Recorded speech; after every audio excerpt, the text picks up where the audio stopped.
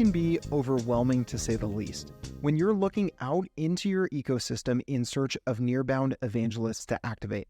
Not to mention, once you get a clear picture of your ecosystem, you can easily rank your evangelists based on the wrong criteria. You know, I've personally been in marketing meetings where marketing partners, influencers, and content creators were being assessed for potential content collaborations, and they were merely stacked ranked based on audience size alone. That's a big mistake, at least according to today's guest on Marketing Together, Kevin Hospodar, Senior Director of Marketing at Mindmatrix. Instead of this narrow view, Kevin really advocates for a more nuanced approach, but one that's not actually overly complex. He really suggests starting with what you're trying to accomplish. Is it more reach into a new audience segment? Are you looking for a partner where you can co-create content in a new medium or for a new channel where they have expertise or abilities? Or are you looking for a partner with a similar set of accounts and audience where you can go deeper to reinforce an existing message?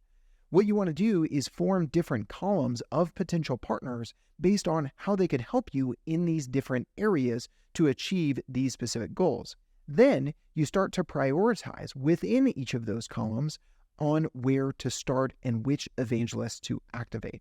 Further in this conversation, we get into how to set up KPIs around your nearbound marketing efforts and how to measure what's working, and finally, what to do when things aren't. All right, let's get into today's conversation with Kevin as he sheds some light on where to start in really phase 4 of nearbound marketing when you're identifying the evangelists you want to activate in your ecosystem. The whole idea around partnerships and partners, like for us, it's a little different too, because we work in the PRM space. So like we talk about partners that we enable, but there's also partnerships. And I think sometimes those two words, they get confused, but we've always looked at partnerships of how we can enable them, how we can service them through our software. And in the last 12 to 18 months, we've kind of taken that look internally and said, you know what, how could we be doing better to have stronger partnerships? And I think that a lot of times too, people think about partnerships as strictly coin operated, that you're putting money, you're putting effort, you're putting dollars into these partnerships, hoping to get money out. And I think there's a big miss, and there's a lot of opportunity now too, to create partnerships and have partnerships that aren't strictly for revenue generating motions, but they're there for marketing, they're there for awareness, and they're just also there for like creating a sense of community and that whole ecosystem that's pretty big right now. Yeah, absolutely. One thing I'm trying to figure out is I've just moved into a new marketing role where I'm really trying to help execute nearbound marketing at teamwork.com. And so I was excited to hear from you as you shared with me offline, kind of looking at who are these strategic partners, who are the potential evangelists that can help us surround our market with a similar message. So one thing I'm thinking through is, who are those right evangelists? Where are the right partnerships? Because you can look out into the ecosystem and it can be a little overwhelming, right? Because you could say, I could partner with them. They've got maybe a bigger audience. Maybe they're not as aligned with our narrative in the market. They're a complementary product. So take us through some of maybe the internal conversations you guys have been having of how do you look out into the ecosystem and prioritize the relationships you want to build, the partnerships you want to form, as then you start to think about the technical work of marketing together with those strategic partners. For sure. And I think it's interesting too, because like there's no one size fits all. Like there's no partnership that's going to be the exact same. Like you can't rinse and repeat. You can maybe get a big chunk of that, but it changes too. And I think that's like, you have to look and see what are the pros and the cons and the desired outcomes. And like, you kind of weigh those back and forth. And you can also look to see like where those partnerships, like start to stack rank them, and don't just stack rank them like as a stack, but stack rank them horizontally, vertically, like see what the strength is. And so one thing that we've looked for is that you talk about like a content partner, or like you look at analysts, you look at research firms, you look at all these people that you can kind of work with. What's the desired reach? And also to like, look at the audience. Is there an audience overlap? And I'm not one to say like what might work for someone else, but like, I think there's there's value if you have overlapping audiences, so that you've got kind of two people or two organizations like working in that motion together. But there's also if the audiences are separate. And I think I just identifying what you want is the outcome? Are you trying to get more penetration to an existing audience? Are you trying to find a new audience? Are you looking for someone to supplement that? Hey, they're really good at podcasting and we're really good at more traditional content. Someone really good at social media. Where can you complement each other? Or do you like focus on the things that you're both really good at and say that like the sum is greater than the part? So I think my answer is a non-answer. I don't know if there's really an answer to it, but I think it's if you look at it the right way, when you look at KPIs and how you measure partnerships, because I mean, that's one of the things you want to sit there is you want to look at those KPIs. They should all be different. I mean, look at those in that ideal relationship, 6 months, 12 months down the road. What do you want from that partnership? And it shouldn't be a blanket answer. It should really be highlighting the strengths and why you even thought of that partnership to begin with. You look at a content partner. Is it the idea that, hey, we want to be able to up our content by a certain percentage, or we're looking for greater reach, or we're just looking for more pieces of content, or is a partnership going to support an activity that you're trying to launch? I think that if you strictly look at partnerships on a deal referral, dollar in, dollar out kind of thing, I think you're really missing the partnerships, like the new version of partnerships. It's not just a referral of someone saying, hey, you should talk to this person, or I know this person. It's a lot of networking, and it kind of goes both ways of that your partnership that you're being judged on, like be clear with it of like on the other end, like, hey, what do you expect from us? What kind of KPIs are you going to judge that partnership from us? It's not just like that one person sitting at the top and sucking in the partners, that everyone's kind of interconnected, and make sure that you're fulfilling your side of the contract as well. Yeah, I think oftentimes we go into marketing partnerships and we don't really define those KPIs, and we get to the end and we're like, was it good? I don't know. And then when we say it wasn't good by not continuing down the road with that partner, inevitably it's like they feel like they did something wrong. You don't know if you did something wrong. But if you're clear on it going in, then you can just say, hey, we just didn't hit what we thought we were going to hit. Everybody did what they said they were going to do, and that's okay. But we're just not, the juice isn't worth the squeeze for us both here potentially, or maybe we need to pivot and try something different because we do see that we're aligned. Everybody did what they said they were going to do. And there was the effort there, and there's a relationship that has been built. Let's try again, but let's try with something different. You don't really know how to make that call unless you decide where you're going when you start out with that partnership. I also like what you said about stack ranking your priorities. We were talking about identifying and selecting the partners that you are going to activate as your evangelist, your marketing partners in your Nearbound marketing motion. And up to now, I've kind of been thinking of stack ranking them to a degree, because I guess that's what our mind does. But my mind went to, I've been in marketing meetings where they're looking at influencers or content creators or other brands, and what's right next to them? The number of followers. And then it gets stacked ranked just based on that. But what I hear you saying is, well, what do we want to do? Do we want to venture into new sort of content like video where we don't have a lot of strengths? Do we want to do podcasting? Do we want to reach a certain audience that we already have with a little bit different message and add value there? Do we want to reach a new audience? And so based on those, I'm kind of looking at it more as a Kanban board of you have different columns based on the outcomes you're trying to achieve and the partners that could help you most there. And then you kind of stack rank within that. But then maybe you say, hey, we're going with these 4 partners all in this one column, or we want to touch on all 4 of these and we want one of these partners from each of the 4 columns. Does that kind of jive with what you had in your mind, Kevin? Yeah, and I kind of even corrected myself. I use the word stack rank because like that's the buzzword or like the identified thing, but like it's a vertical stack rank, but it's also horizontal. So like you said, if you want to count followers, or you want to count connections on LinkedIn, or you want to count YouTube views, like also look at that. I mean, if you and I are going to partner up, Logan, we're going to say, hey, we're going to make this great podcast. But if our audiences, and you look at like that Venn diagram, if they're completely overlapped, like, okay, great. Are we going to lean into that and say, we're going to be better together and go and do this? Or do our Venn diagrams sit so far apart that we're just trying to leverage and get into each other's audiences, that we don't have that shared audience? And the measurement is that we're going to look for exposure into new people. So the content might even change. I mean, that's one of the things. If you don't even know what your goal is or how you're going to get it, like how can you even design the content there? Like if we were having, again, a marketing conversation and my audience had no idea about marketing, your audience was marketing experts, how are you going to be able to penetrate into my audience without at least like laying some groundwork and doing that? So it should drive the content, the things you're talking about, because the messaging has to meet the audience. So you have to be clear of what the importance is there too. I love it. So we've got some nuances I think you're adding to the conversation here of selecting your marketing partners in your Nearbound motion. We already got into a little bit of setting the right KPIs and making sure everybody's on the same page of what you're trying to achieve. How about the next phase where you're really starting to activate, set some expectations with your partners that you are going to market with? What are some of the things you guys are testing, trying, maybe trying to figure out as you activate some of these partnerships that you have started to forge for Mindmatrix, Kevin? I think communication's like the first thing.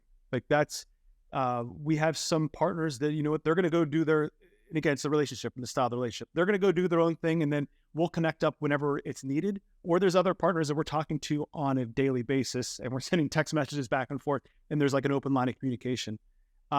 I think also the next, like the really big thing, and we saw this as like a huge strength, was we did events with our partners.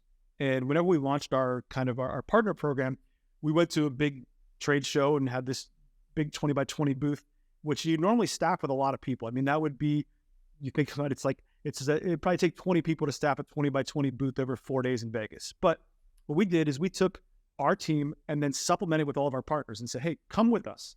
Come spend your time at the booth. Come sit with us. We're going to record some podcasts. We're going to talk. We're going to connect. You'll meet our team. We'll meet your team. And we'll go through a couple days of just like super focused, intense conversations, because that's what the trade shows are. People walk up. You have to quickly get through those conversations. You understand. You hear what they're saying. They hear what you're saying. And it's like a lot of like repetitive conversations. You can really kind of get deep into it. So I think that was a really huge thing that just kind of worked out the timing for us, that we all got to meet face to face. And it created that ecosystem too, where there was partners, partner one, partner two were having a conversation and we weren't even involved. And I think that's really what you want in that ecosystem, that you want that interconnectivity where maybe the organizer doesn't have to be involved, but you're doing it kind of on your real estate and you're providing a place and value and connection that way. So I think it's the communication and getting to see people that makes a big difference. Yeah, those in-person events, I think, are a big opportunity, not only for you to work with partners to drive more signups, drive more activity, get people to the booth, all that sort of stuff, but they're also an opportunity for you to spend more intimate time with that partner that maybe you've only connected on Zoom calls with. Maybe they've never met more people on your sales and marketing team, and you're getting some FaceTime with them. You know, at teamwork.com, we just had our annual offsite, what we call Grand Council, and we had representatives from 2 different partners, Nicole Pereira and Amber Kimmis from Culturish, and Andrew Dimsky from Zen Pilot, and they spoke, and I spoke to some of our team that got to spend some time with them. They were like, we got some insights from these partners that we didn't get otherwise. We wanted them out and wanted them to speak to the company at large, but just the FaceTime with those partners and with the rest of our team, there was some benefit there to where, you know, they're now more top of mind. They're thinking about those partners that they know by name, that they might say, hey, this came up internally.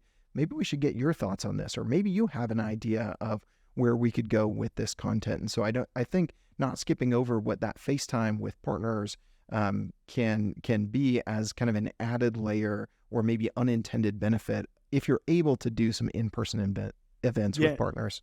For sure. And it might be a little old school of that, of like, I don't want to go pre-COVID, post-COVID, but I think that it's also hard too, whenever you do that in Zoom calls, if you're meeting and communicating and talking strictly about business and about like an agenda, I think that the nice thing about those offsites, the team meetings, the quarterly meetings, the trade shows, whatever it is, but if you're put into that environment face to face, there's the intangible and the unplanned, and there's also the repetitive nature. And I think that on the sales and marketing side, to hear a prospect conversation while you have partners together, like that's when you really get to see those muscles flex, that everyone has like their standard elevator pitch. You can go and read their about us on the website. You can do all those things. But whenever you start to see how other organizations culturally, but also then on their product, how they respond to questions, requests, challenges, objections, brainstorming, and those things, like you really see that in an intensive environment. You can see it over and over again. It can, the knowledge that you can suck in from something like that, I think it's just, you can't get that from anywhere else. Again, it doesn't have to be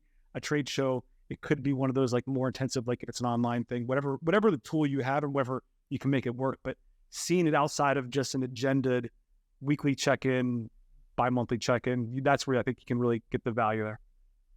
Yeah, it's a really good point. And I think it's something that we've learned from sales teams, right?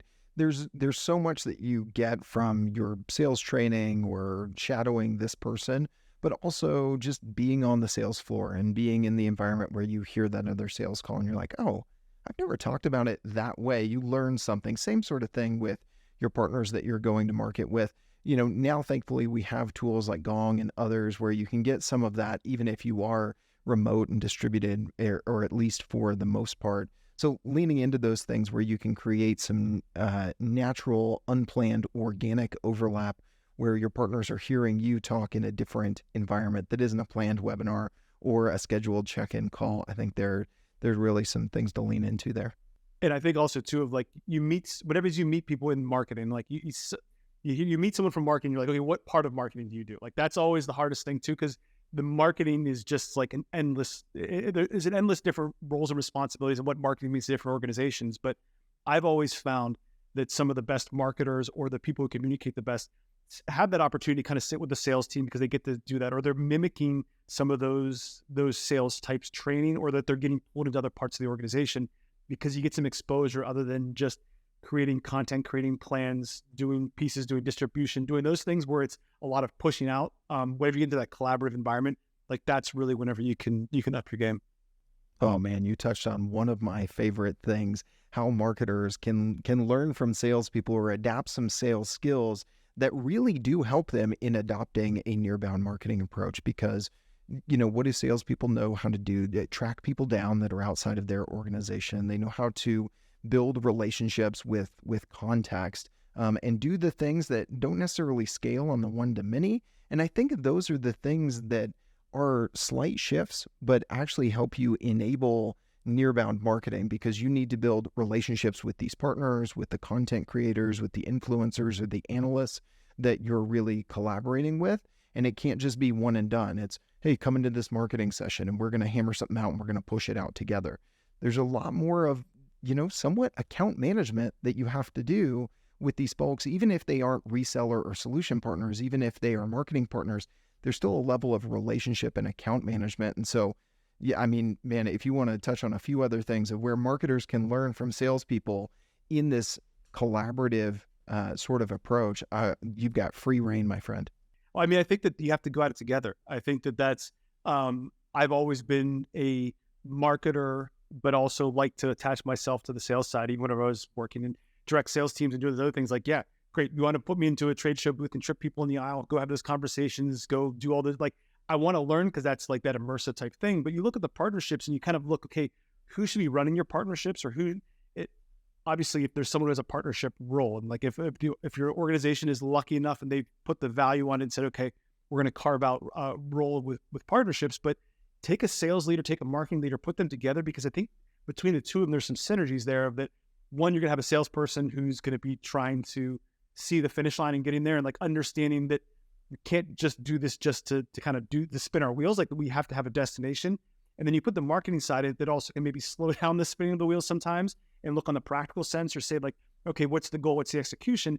And whenever you match those together, if those teams are able to work, I mean, that's how we've approached partnerships here in Mindmatrix, that it's a sales and a marketing motion that comes together to become the partnership side of our team. And we kind of approach it as a unified front, because you're getting two different perspectives, and it's something unique that if you just let one kind of go off on their own, it would negate the other stuff. And then you got to have them both in the room. Even when you're doing marketing with partnerships, you're doing sales with partnerships, you got to have there, because marketing needs to tell that story and make it scalable. But if you're doing the marketing side, the sales needs to be there too, to understand of like what it is that you're offering is, if it's a co-sale or if you're doing content, to understand what that language is so they can take it into their environment as well.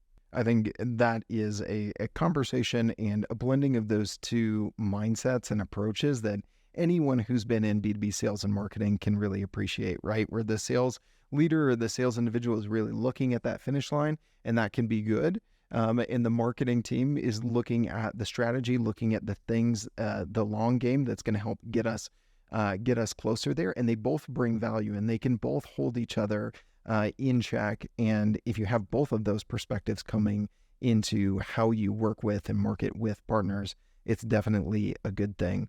Yeah. I mean, even outside of partnerships, you want to level up and be a better salesperson, go walk a mile in the marketing shoes. You want to be a better marketer, go with the salespeople, because it's so easy to like discount all those things and cross, like if it's direct, if it's partnerships, if it's channel, if it's nearbound, outbound, like no matter what, like understand, because you're going to put requests back and forth. The sales and marketing team has to work in harmony for that. If you want to get better, go understand what that is. If you're a marketing person that doesn't understand, why can't the sales team just say what we're trying to get them to say and close these things? Or the sales team's like, why can't I get these things done by marketing? Like those are the common pain points. Like go understand what it takes to do those. Go sit through the nuance, understand those relationships, and have a little bit of empathy there. That I think that you can uncover it and make yourself better. Outside of all this, like that's the one takeaway. If anyone's listening and wants to get better, sales or marketing, just like switch hats, see what it's like on the other side. So Kevin, we've touched on scale a little bit. We touched on KPIs and trying to figure out what's working and what's not. And I love your advice that you mentioned at the top of the conversation, that those shouldn't be the same for every partnership. But as you guys look beyond identifying and then activating some of your nearbound evangelists, some of your marketing partners, how do you guys think about leaning into what's working, identifying what isn't working, and then iterating from there? I mean, I'll give it a tangible example. We'll look at a content partner. And we've already kind of done this. So you kind of do it out of like, you figure out something that's working, you do more of it. So you look at print content, or you might look at live webinars, on-demand webinars, this micro video content. As you're looking at all those things, you start to see like, okay, what's the reach? Like, yeah, you still have to kind of check the box. You still have to kind of be present on those, but like, where are you using this stuff? And I think that the short form video content, the video content's really great, because how you scale that and make it better is like, instead of spending time building out like a longer white paper, take the transcription off of a video, put that into text form, and then great, you've got your written content, a blog post, something like that you might not design for first. So kind of leaning into whatever medium or whatever's really working for you, design off of that first and kind of go with that approach. So, hey, this micro content is really working well on our social media. Putting out 1 minute, 2 minute videos is really helping us out. So great. Next time you're doing a webinar, instead of having like a long product demo webinar or more of like this open conversation, structure the set in a way that you can have the checkbox of you've done your long form webinar, but it's really easy to go in there and slice out 6 pieces of micro content. It's really easy to go into a podcast and pull those pieces out. And then once you have those are each blog posts. Or how do you kind of do that? You can do more with the same amount that you're already doing and doing the things that are working. And then if you can, hey, you know what, our blog posts aren't working, we're going to do this where we're going to kind of take the text out of a video and do it that way. And whenever things slow down or we kind of see a level up, or we can maybe find a content partner that helps us write those blog posts. But like, let's not blow up our whole system, blow up everything that we're doing to try to fix one piece when we know we've got 5 out of 6 things are working. To fix that one, let's just kind of slice that away and deal with that separately than messing up the kind of the machine, the projection. Yeah, I love that example. You're really talking about, once you identify what's working and what's not, how do you start to reverse engineer to get more of what is working? That example of webinar or podcast content, maybe you're not seeing the podcast grow, or maybe you're not getting the event registrations for the webinar or live stream that you would ideally like. Instead of just scrapping that, you realize like, hey, every time we take a micro video clip, 1 minute long, and we put it on YouTube Shorts and we put it on LinkedIn, that's doing well. Then let's actually figure out, how do we engineer that live stream or that podcast to be optimized so we get 6 of those clips out of it. And so let's not abandon this. Let's just reformat it. Let's change what we're looking at as far as a measure of success. And then let's optimize and build a process for it. And what I love about this is it's combining what I hear a lot of people talking about when it comes to content repurposing strategy, like Justin Simon on LinkedIn, with a nearbound marketing approach, because you do that. Typically, if you're marketing alone, you have those 6 video clips. Where does that go out? Your company's social handle. Great. Well, with a nearbound approach, who was your speaker from your partner? It can go out through their personal profile. It can go out through their company page and your company page, and who from your team hosted it. Now it can go out. Suddenly 6 pieces of content turned into dozens of pieces of content, because you've got multiple people involved. And so don't scrap what's working, and make sure that you're amplifying as much as possible, because now you have more people to be able to distribute that content. 100%. Also, to look at your internal team, like look at the strengths, and like again, if you want to stack rank partners, like also stack rank your internal team. Like if you, again, you've got a great podcasting setup here. You've got the software, the technology, you've got the hardware, like you've got everything kind of ready to go. And if I know that my team can't spin that up, then great, let's find a partner that can help us do that. We're going at it together. And you know what, then maybe we're not even, if we're not on all of them, then like, how do we support? How do we get involved in the conversation? How do you add into that and make it more? Because you could spend your time spinning your wheels, chasing off and trying to get something from 0 to 50. But if you've already got 4 things that you're at a 45 at, it just takes a little more of a push. Like, great, find someone else to help offload that work that you can still work with, and then focus on the things that you're really doing well. Absolutely. So well said, man. Well, this has been a great conversation, Kevin. Anything we didn't get to on identifying and activating your Nearbound evangelists, the folks that you're marketing with, that you wanted to touch on as we round out the conversation today, or one thing you want to call out that we did touch on? You know, I think that the biggest thing for me and the thing that's pretty cool is that like inbound, outbound, now Nearbound, like all these things come together. Like there's so many neat things to learn and know about. Like there's so many different technologies, so many different, like it's overwhelming, or maybe it's a piece of advice. Like it's overwhelming. Like for someone who spent my whole career in content creation, marketing, always on the tech side, always on B2B, like I feel like every day I hear the names of new websites, new tools, new processes, new ideas that I'd never heard of before. And I can get to the point where sometimes I'm like, I feel overwhelmed with it, but it's like, it shouldn't be overwhelming. It should almost be exciting of that there's all kinds of different things. And even if you're not using the tools, you're not using the process, you're not actually able to like implement some of these ideas yet, the fact that you have them in the back of your head and they're in your quiver for whenever like that time does come, I think that's what's super exciting. Like it's so easy to like look and judge your programs or the things that you're working on, or as people grow professionally, or just the organization, to point out the negatives of like, well, we're not doing this, but it's like, no, well, there's ways that we can do it when we're ready to do it. We're ready to do it right. Like we're ready to go. Like we don't have to invent things like that from scratch anymore. There's going to be, 1 year from now, we're going to be talking about something completely new and different and new ideas. I think it's just really exciting to have so many people that are doing this now, but they're also excited about it and to create new tools for it. Yeah, absolutely. Where the new ideas and the new technology are meeting, it is really exciting. I am with you, Kevin. I just want to speak to, the person listening to this right now who says, yeah, I've been a little overwhelmed with, every carousel that says, here are the 10 AI tools you need to have in your marketing tech stack right now and how they're going to save you hours and help you scale. And I'm like, that's great. I don't have time to review every one of those and that sort of stuff. But that's where a Nearbound approach can help you, right? Because maybe you have a partner who's like, oh, we figured out this thing with ChatGPT that's helping us, summarize podcast content, or, whatever tool. I'm in the process right now of testing out 4 different AI tools for content repurposing from the 2 podcasts that I host, right?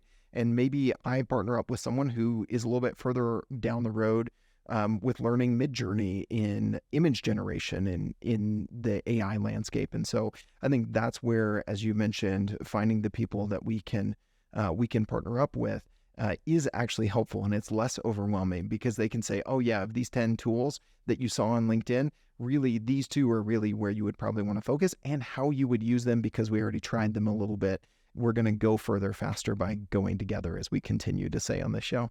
Yeah, you can learn it and get your lane and kind of know what you are, but like don't be afraid to like take other people's ideas and then get their expertise and get their input. Like that's, like you said, there's so much out there. You're never going to be able to, there's no one person that has it all figured out. So go at it together. It's certainly not me or you, but we are learning from each other, and I love that. Kevin, if anybody listening to this, you're new on their radar, they want to learn more from you, hear more about what Mindmatrix is up to, or stay connected with you as a peer in the marketing space, what's the best way for them to take any next steps and reach out to you, man? LinkedIn. I think LinkedIn's the best way to do it. It's the virtual business card. So yeah, connect on LinkedIn, and then try to post out and try to stay up to date on the things that we're doing, but also why we're doing them. Trying to give that little bit of like context around it. Yep, absolutely. Well, Kevin, thank you so much for being my guest today. I really appreciate it. And I think it's been a great addition to the conversation around Nearbound marketing. Thanks for being our guest today, man. Thanks, Logan.